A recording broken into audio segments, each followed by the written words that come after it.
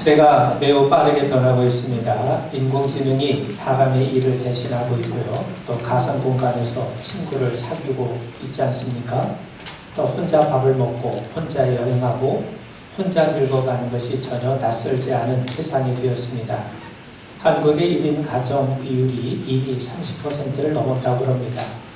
요즘은 결혼을 기피하는 현상도 보편화되고 있죠. 결혼을 선택으로 또 자녀를 부담으로 여기고 가정을 구속으로 여기는 목소리가 점점 커져가고 있습니다.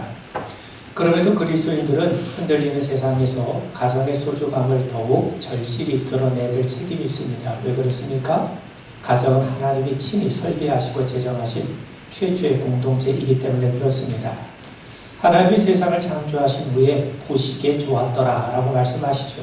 그런데 하나님이 보시기에 좋지 않았다고 하신 것이 하나 있어요. 그게 창세기 2장 18절을 보면 여호와 하나님이 이르시되 사람이 혼자 사는 것이 좋지 아니하니 내가 그를 위하여 돕는 백비를 지으리라. 사람이 혼자 사는 것이 하나님 보시기에 좋지 않았던 겁니다. 그래서 사람이 혼자 사는 것이 하나님의 성품에 맞지 않은 것이기 때문에 하나님이 어떻게 하셨습니까? 여자를 만드시고 돕는 배필을 지으시고 아담과 둘이 한 몸을 이루어서 가정을 이루게 하신 겁니다. 여러분, 이것이 하나님이 정하신 질서입니다. 여러분, 하나님의 말씀이 변하지 않은 것처럼 하나님이 정하신 질서도 변하지 않습니다. 스마트폰이 외로움을 대신할 수 없죠. 소셜미디어의 좋아요가 진짜 사랑을 대체할 수 없습니다. 인간 외의 그 어느 것도 우리의 친밀한 사랑의 대상이 될 수 없는 법입니다. 인간은 처음부터 혼자 살아가도록 설계되지 않았습니다. 하나님은 아담에게 로봇을 만들어주지 않으셨어요. 알고리즘을 허락해 주신 게 아닙니다. 살과 뼈를 지닌 한 사람을 허락해 주셨어요. 여러분, 아담의 하와를 보고 뭐라고 외쳤습니까? 2장 23절에 보면 이는 내 뼈 중에 뼈요 살 중에 살이라. 이것은 인류 최초의 사랑의 고백 아니겠습니까? 가정의 탄생을 알리는 선포였던 거죠. 이때부터 가정은 단순한 주거 공간이 아니라 하나님의 형상으로 지음받은 남자와 여자가 서로 돕는 배필로서 한 몸을 이루고 완성되어가는 거룩한 초소가 되었습니다. 누가복음 15장에 보면 둘째가 아버지의 집을 떠나게 되죠. 가정을 박차고 뛰쳐나간 겁니다. 그런데 그는 낯선 곳에서 이 재산을 탕진하고 호랑방탕하게 살다가 돼지 먹이조차 부러운 궁핍한 처지에 놓이게 됩니다. 그때 비로소 제 정신이 들었어요. 자기가 어디에 있어야 되는지를 비로소 깨달은 겁니다. 자기가 있어야 할 곳이 어디입니까? 바로 아버지가 계신 곳 가정이었던 거죠. 그래서 그는 아버지의 집으로 돌아갔던 겁니다.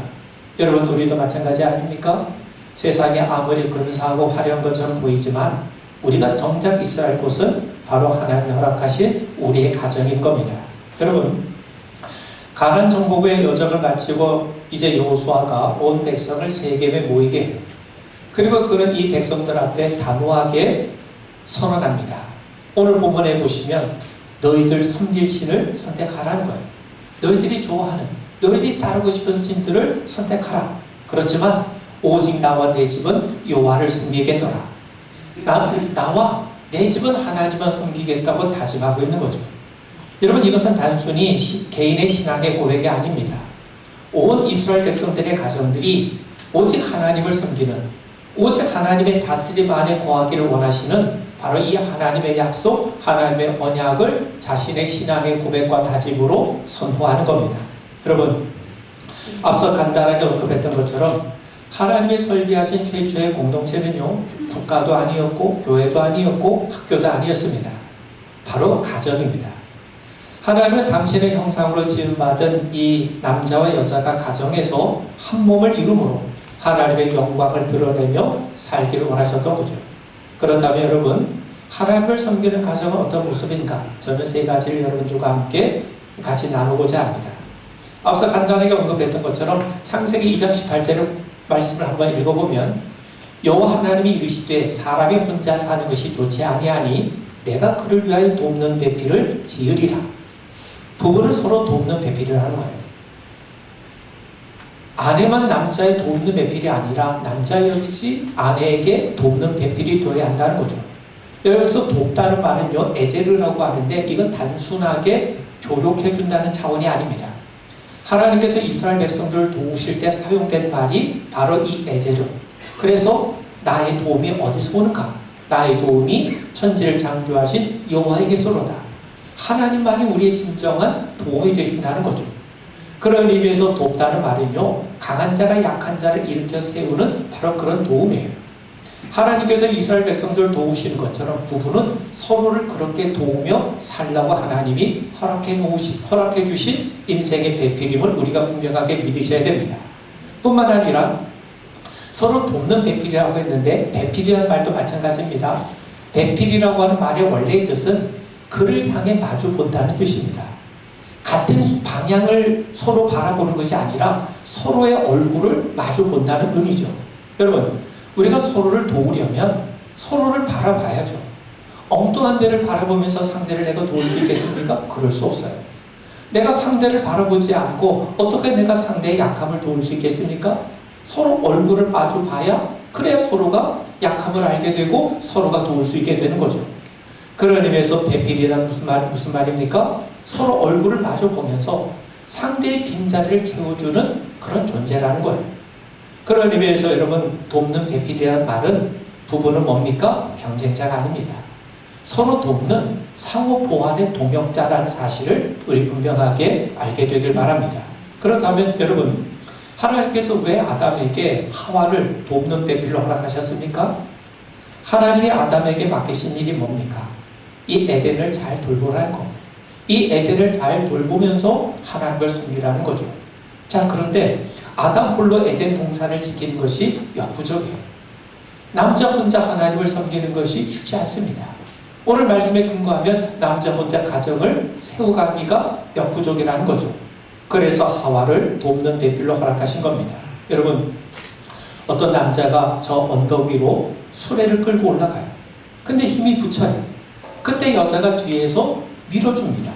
그래서 이 남자와 여자가 서로 합력해서 그 수레를 언덕 위로 끌어올릴 수 있는 거죠. 이처럼 부부는 서로 돕는 존재입니다.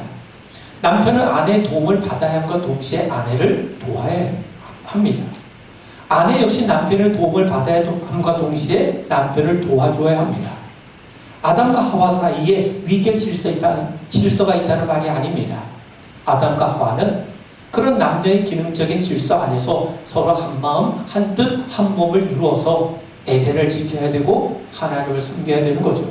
그런데 아담과 하와가, 남편과 아내가 서로 돕지 않으면 어떻게 됩니까? 바로 에덴이 병들게 됩니다. 여러분, 우리가 아는 것처럼 뱀이 하와에게 선악과를 따먹으라고 유혹해요. 그렇다면 바로 그 현장에 아담은 어디에 있었습니까? 창세기 3장 6절에 보면 여자가 그 열매를 따먹고 자기와 함께 있는 남편에게도 주매 그도 먹은지라. 성경에 보면 여자가 이 뱀의 유혹을 받고 있는 바로 그 현장, 그 선악을 따먹고 있는 바로 그 현장, 바로 그 곁에 아담도 함께 있었다는 거예요. 그런데 여러분, 아담이 뭘 하지 않았습니까? 아내를 돕는 배필의 역할을 하지 않아요. 뱀이 하와를 유혹하면 어떻게 해야 됩니까?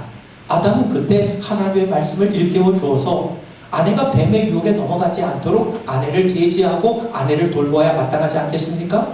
그런데 아담이 아내를 돕지 않아요. 아담이 그냥 방관해버리고 말아요. 뱀의 유혹을 그냥 묵인해 줌으로써 아내가 하나님께 불순종하는 것을 그대로 바라만 보고 있었고 그대로 방치하고 있었던 겁니다. 그리고요, 하와 역시 자기는 비록 선악과를 먹었다 하더라도 남편에게 그 선악과를 떠넘겨주지 말아야죠. 이렇게 서로가 서로를 돕지 못하고 방관했을 때 에덴이라고 하는 가정이 망가지고 말았던 겁니다. 자, 여러분, 그런 의미에서 여러분, 남편과 아내가 서로 돕지 못하고 서로 돕는 배필의 역할을 감당하지 못하게 되면 우리는 우리의 에덴이라는 가정이 무너질 뿐만 아니라 하나님을 제대로 섬기는 일에도 심각한 타격을 받게 되는 거죠. 자, 그런데 이와 대조적인 경우를 보여준 사람이 있는데 바로 욥이에요.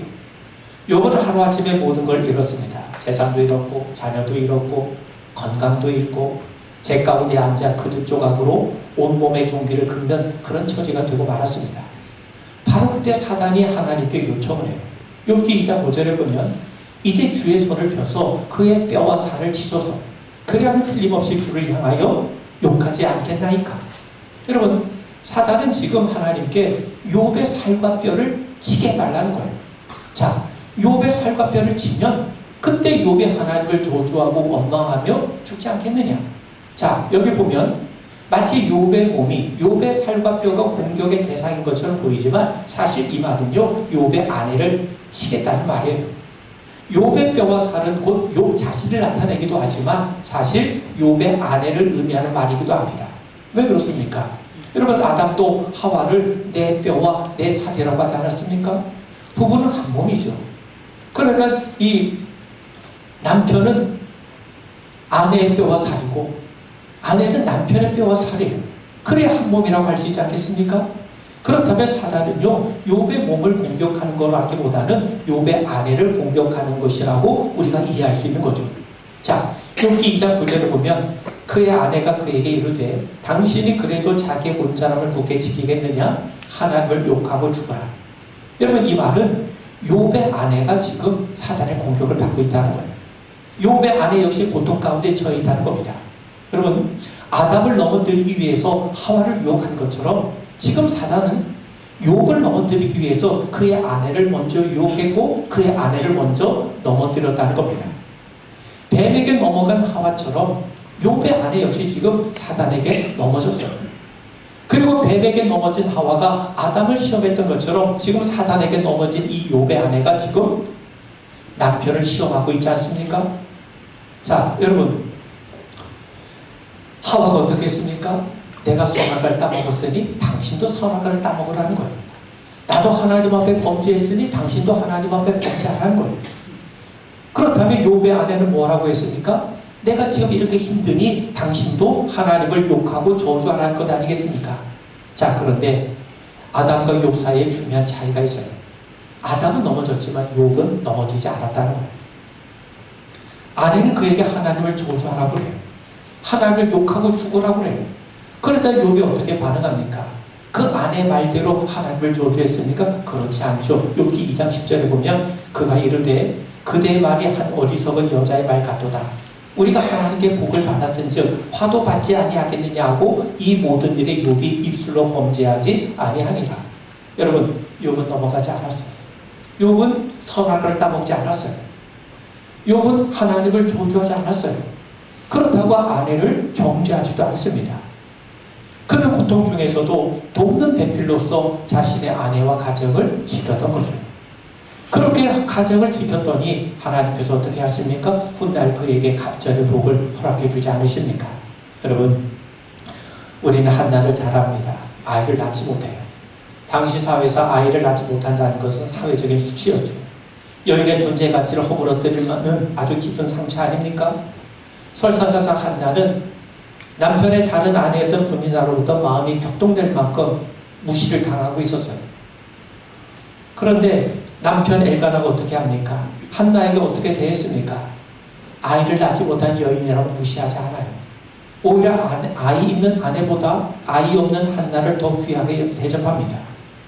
세상에 한나를 덜 취급할 때 남편은 그녀를 참 귀하게 소중하게 여겨요. 그리고 아내에게 뭐라고 얘기합니까? 한나여 어찌하여 울며 어찌하여 먹지 아니하며 어찌 그대의 마음이 슬프냐? 내가 그대에게 10 아들보다 낫지 아니하냐? 아이가 없어도 당신이 아이를 낳지 못한다 할지라도 세상에 아이를 낳지 못하기 때문에 당신을 손가락질한다 할지라도 당신은 내게 충분히 소중하다는 거죠. 그는 세상의 방식으로 아내를 대하지 않았어요. 출산 능력에 따라 아내의 가치를 판단하지 않았습니다. 한나 그 자체로 그녀를 사랑해 주었던 거죠. 그런 남편의 사랑이 있었기 때문에 한나는 하나님 앞으로 나아갈 수 있었고 하나님은 그녀에게 사무엘을 허락해 주신 것 아닙니까? 여러분, 남편과 아내가 싸우면 누가 이깁니까? 옛날은 남편이 이겼죠. 근데 요즘 시대가 바뀌어서 아내가 이깁니다. 거의 10이면 10, 아내가 이겨요. 그런데 여러분, 사실 남편과 아내가 싸우면 남편이 이기든 아내가 이기든 그게 중요한 게 아닙니다. 남편과 아내가 싸우면요, 누가 이겼냐? 뱀이 이겨요. 사단이 이깁니다. 우리도 마찬가지입니다. 부부는 한 몸이죠. 만약 배우자가 선악과를 따먹으려고 한다면 그 손에 들리는 선악과를 뺏어야 돼요. 만약 배우자가 내 손에 들리는 선악과를 빼앗으려고 한다면 나는 그의 도움을 받아서 내 손에 옮겨있는 선악과를 빼앗겨 줘야 됩니다. 그렇게 서로의 도움을 받아서 우리는 믿음을 지켜야 되고 세상을 이겨나가는 겁니다. 부부는 그렇게 서로를 보호하고 지켜줌으로써 자신과 에덴이라고 하는 가정을 지켜나갈 것 아니겠습니까? 여러분, 배우자의 신앙에 무관심하지 마세요. 서로의 나태함을 방관하지 마셔야 됩니다. 서로의 영적인 상태를 수시로 점검해야 됩니다. 서로가 서로에게 넘어지지 않도록 특별히 주의를 기울이셔야 됩니다. 우리가 이기는 싸움을 하고 싶다면 함께 일어나고 함께 뭉치고 함께 보호하고 함께 위로하고 함께 격려하셔야 됩니다. 그리고 무엇보다 우리가 함께 하나님 편에 서야 됩니다. 부부는 그렇게 가정을 파괴시키려고 하는 모든 악한 세력과 심리적인 요소, 물리적인 환경을 이겨나가는 거예요. 그렇게 하기 위해서 하나님께서 우리를 한몸되게 하셨다는 사실을 분명하게 기억하게 되길 바랍니다. 여러분, 배우자는 내 기대를 채워주기 위해 존재하는 사람이 아닙니다. 하나님의 형상을 이 땅에서 함께 구현하도록 부름받은 거룩한 동역자예요. 우리가 배우자의 부족함을 바라볼 때마다 우리 두 가지 중에 하나를 선택할 수 있죠. 상대를 무시하거나 비난하거나 아니면 상대를 존중하며 그 부족한 것을 채워주거나. 여러분, 우리는 돕는 배필입니다. 서로 비난하라고, 서로 저주하라고 하나님께서 우리를 한몸되게 하신 것이 아니라 서로의 부족함을 채워주고 서로를 격려하고, 그래서 하나님 허락하신 귀한 가정을 잘 지켜 세워나가도록 우리를 한몸되게 하신, 우리는 서로 돕는 배필임을 우리 분명하게 기억하게 되길 바랍니다. 신명기 6장에 보면 하나님께서 이스라엘 백성들에게 말씀하세요. 이스라엘아 들으라. 우리 하나님 여호와는 오직 유일한 여호와시니 너는 마음을 다하고 뜻을 다하고 힘을 다하여 네 여호와를 사랑하라. 오늘 내가 네게 명령하는 이 말씀을 너는 마음에 새기고 네 마음에 부지런히 가르치며 집에 앉았을 때이든지 길을 갈 때이든지 누워있을 때이든지 일어날 때이든지 이 말씀을 강론할 것이라.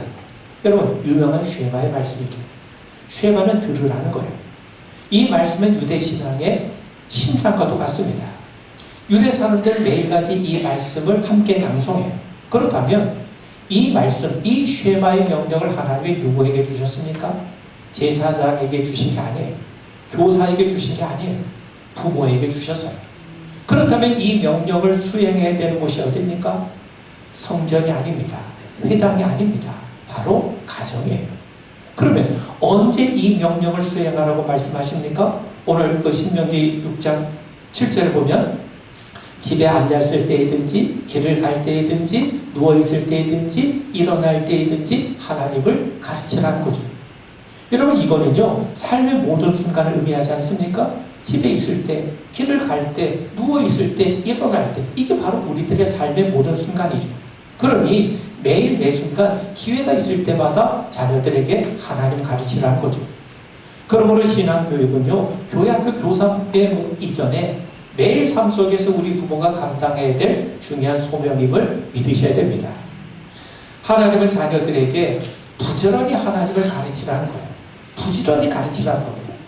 부지런이라는 말을 샤란이라고 하는데 원래 의미는 조각칼로 새기다, 그런 의미입니다. 신앙교가 한두 마디 말한다고 해서 끝내는 게 아닙니다. 칼끝을 가는 심정으로, 돌에 글을 파는, 새기는 그런 심정으로 하라는 거예요. 서두르지 않지만 계속해서 반복하라는 거죠. 여러분, 흙바닥 위에 글을 새기는 건 쉬워요. 그러나 금방 사라집니다. 근데 돌에 글자가 새겨지게 되면 어지간해서는 이 글자는 지워지지 않아요. 그런 것처럼 우리의 자녀들에게 깊이 새겨질 수 있도록 꾸준히 하나님의 말씀을, 하나님을 가르치라는 거죠. 우리는 디모데를 잘 압니다. 바울은 그 디모데에서 이렇게 말씀하죠. 이 믿음은 먼저 내 외조모 로이스와 내 어머니 유니게 속에 있더니 내 속에 또 있는 줄 확신하노라. 여러분, 디모데 아버지는 헬라인이에요. 믿지 않을 가능성이 굉장히 높습니다. 그런데 디모데를 믿음의 사람으로, 신앙의 사람으로 성장시킨 것은 교육기관이 아니라 그의 할머니와 그의 어머니 두 여인의 무릎이었어요. 그의 외할머니와 그의 어머니는 성경학자가 아닙니다. 그렇지만 매일 그들의 가르침이 어린 디모데의 정신과 심령 속에 깊이 새겨졌던 겁니다. 여러분, 바울은 디모데에게 편지를 쓰면서 디모데 후서 3장 15절에 보면 또 어렸을부터 성경을 알았다라고 얘기해요. 어렸을 때부터라는 말은요, 갓난아기 때, 말을 제대로 배우기 이전이란 뜻이죠. 그러니까 디모데는 갓난아기 때부터 말을 배우기 전부터 성경 말씀을 들으며 자라났다는 겁니다. 다시 말하면 그의 어머니 유니게와 그의 외할머니 로이스는 아이가 알아듣든 알아듣지 못하든 날마다 성경을 읽어주었다는 거예요. 마치 자장가처럼 밥 먹이는 것처럼 말씀을 그의 심령 속에 심어줬다는 거예요. 그 아이가 그것을 알아듣든 알아듣지 못하든 계속해서 그 아이에게 말씀을 들려주었던 거죠. 그 오랜 적심이 디모데의 심령에 스며들었고 훗날 그가 바울을 만났을 때 그 뿌리는 깊이를 더해갈 수 있었던 것 아니겠습니까? 여러분, 여기서 우리가 주목할 점이 있어요. 바울은 디모데의 믿음을 거짓 없는 믿음이라고 칭찬해요. 그렇다면 그의 거짓 없는 그 깨끗한 믿음은 어디에서 왔습니까? 바로 외할머니 로이스와 어머니 유니게의 믿음에서 온 거예요. 그렇다면 그의 외조모와 그의 어머니의 믿음 역시 거짓 없는 믿음이었다는 것 아니겠습니까? 여러분, 자녀는 부모의 입술이 아니라 삶을 보고 배웁니다. 두 여인은 말로만 가르치지 않았어요. 매일의 삶 속에서 위선 없이 진실함으로 하나님을 경외하는 삶과 가르침이 어린 디모데의 살과 뼈에 깊이 스며들게 했다는 사실입니다. 새벽 기도를 하는 어떤 집사님이 있었는데 어느 날 새벽 기도 가려고 하는데 중학생 아들이 자기도 새벽 기도 하겠다고 따라 나서는 거예요. 엄마가 깜짝 놀라서 왜 그러냐 그렇게 묻자 아이가 대답합니다. 엄마가 새벽 기도 나갈 때마다 내 방문 앞에 잠시 서서 나를 위해 기도해 주는 소리를 자기가 들었다는 거예요. 그 소리 때문에 자기도 기도하고 싶은 마음이 들었다는 것 아니겠습니까? 그 집사님은 아들에게 한 번도 너 새벽 기도 같이 나가자 이렇게 한 적이 없어요. 그는 그저 기도하며 살았을 뿐입니다. 그런데 바로 그런 삶이 아들의 심령 속에 기도해야 된다고 하는 마음, 기도의 조각을 새겨 놓았던 것 아닙니까? 벌벅의 대제란 책에 보면 주인공 왕룡이 부유해지자 자녀들이 이제 땅을 버리고 다 도시로 떠납니다. 늙은 왕룡은 자신의 평생 애쓸 모은 고향집과 땅을 자녀들이 팔려고 하는 사실을 알고 눈물을 흘리면서 간곡하게 자녀들에게 당부해요. 너희들 절대로 땅을 팔지 마라. 땅을 팔면 끝이다. 근데 자녀들은 부모의 말을 귀하게 여기지 않아요. 호소를 칩니다.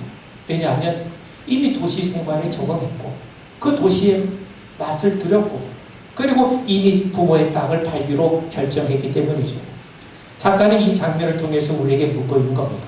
여러분, 한 세대가 피와 땀으로 눈물로 지켜온 것이 다음 세대에게 온전히 전수되지 못할 때 과연 무슨 일이 일어나고 있는지를 우리에게 말해주고 있는 겁니다.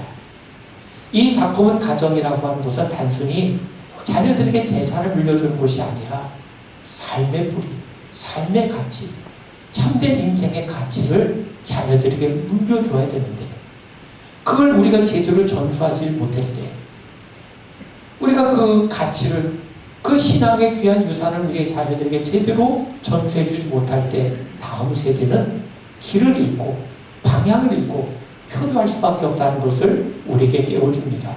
여러분, 신앙도 마찬가지입니다. 믿음은 저절로 유전되지 않아요. 그러나 전수될 수 있어요.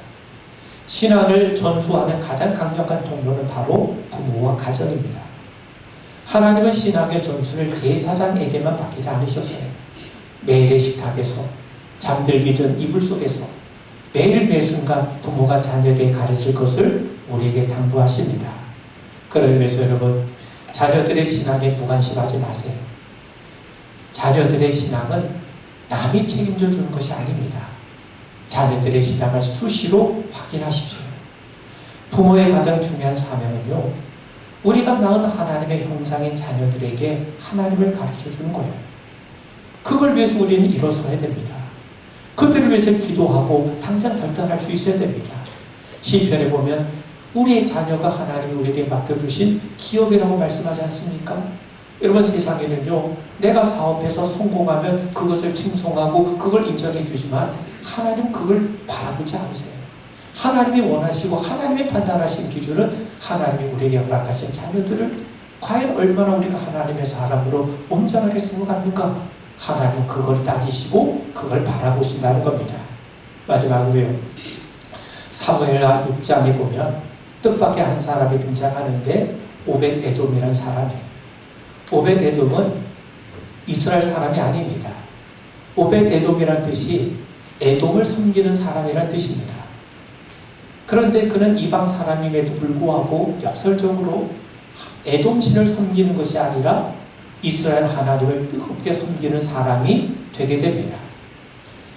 내용은 이렇습니다.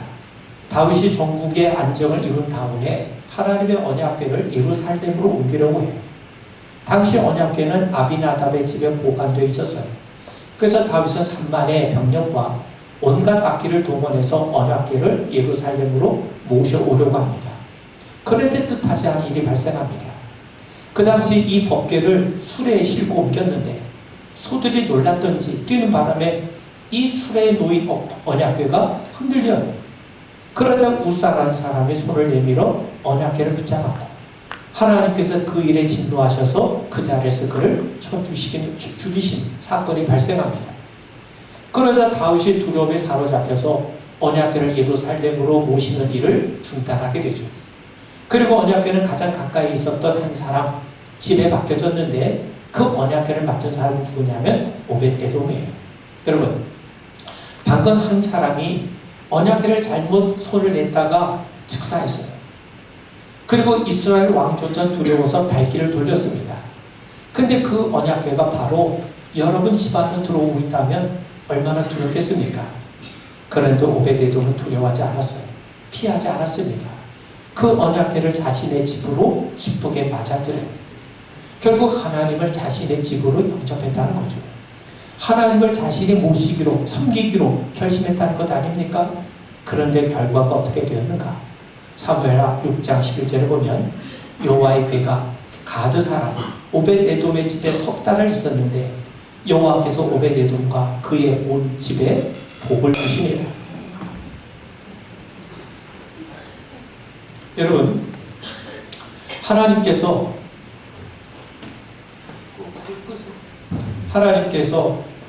그 복을 주셨다는 것. 하나님의 임재를 그들이 맞이하고 하나님의 임재를 품어 안았을 때 한 가문의 역사를 하나님께서 복되게 하시고 그 가정에 복을 주셨다는 겁니다. 여러분, 여기서 우리는 거룩함을 품은 가정의 핵심 원리를 발견하게 되죠. 거룩한 가정은요, 하나님의 임재를 삶의 경계 밖에 두지 않습니다. 교회 안에만 하나님이 계신 게 아니에요. 하나님은 우리 가정에도 동일하게 일하세요. 주일 예배 가운데 임재하시는 하나님은 월요일 아침 식당 위에도 임재하시고 화요일 출근길에도 임재하시고 또 목요일 저녁 거실 소파 위에도 임재하십니다. 하나님의 임재를 환영하는 것, 이게 바로 거룩함의 시작 아닙니까? 여러분, 그리스도를 모시세요. 손님으로 말고 주인으로 모시게 되길 바랍니다. 손님은 잠시 있다가 가요. 머물다 갑니다. 반면 주인은 영원히 거주하지 않습니까? 손님은 여러분의 대접만 받고 지나가요. 그런데 주인은 그 집을 고치기도 하고 수리하기도 하고 어떤 경우는 아예 허물고 새롭게 짓습니다. 그리고 키우실 겁니다. 여러분, 예수님이 삭개오에게 내가 오늘 내 집에 유하겠다고 말씀하셨을 때 그런 예수님을 기쁨으로 맞이하게 되죠. 그러자 예수님이 그에게 뭐라고 말씀합니까? 오늘 구원이 이 집에 이르렀으니. 구원은 삭개오 개인에게만 임한 것이 아니라 그의 집에 임하게 되었어요. 여러분, 예수님은 지금 우리에게 말씀합니다. 볼지어다 내가 문 밖에 서서 두드리노니 누구든지 내 음성을 듣고 문을 열면 내가 그에게로 들어가 그와 더불어 먹고 그는 나와 더불어 마시리라. 여러분, 그리스도를 모신 가정은요 넘어지지 않습니다. 예수님의 산상수훈에서 말씀하신 것처럼 두 집 얘기를 들려주지 않으셨습니까? 반석에 집을 지은 집은요 폭풍이 불어도 흔들리지 않아요. 반면 모래 위에 집은 집은 비바람에 쉽게 무너집니다. 여러분, 폭풍은 믿음의 가정에도 불어닥치기 마련 아닙니까? 우리 성도들에게도 질병이 찾아오고 경제적인 어려움이 찾아오고 오해와 갈등이 찾아오게 마련해요. 그런데 하나님을 모신 가정은요 흔들릴지언정 절대로 넘어지지 않습니다. 왜요? 하나님이 계시기 때문이죠. 성도 여러분, 하나님 우리가 완벽한 부부가 되고 완벽한 부모가 되고 완벽한 가정을 만들라는 게 아니에요. 다만 하나님을 섬기라는 겁니다. 오늘 여호수아가 했던 이 고백, 나와 내 집은 여호와를 섬기겠노라. 이 선언이 있는 곳에 하나님께서 임재하세요. 이 선언이 살아있는 가정에서 자녀들이 믿음으로 자라나는 겁니다. 이 선언이 새겨진 부부 사이에서 하나님의 형상이 완성되어 가는 겁니다. 그리고 이 선언 앞에서 우리는 거룩한 하나님의 성도로 살아가는 겁니다. 하나님이 허락하신 가정, 하나님이 허락하신 우리들의 모든 삶이 하나님 앞에 더욱더 온전하게 세워져 가는 귀한 은혜 함께 누리게 되기를 주의 이름으로 축원을 드립니다. 기도하겠습니다.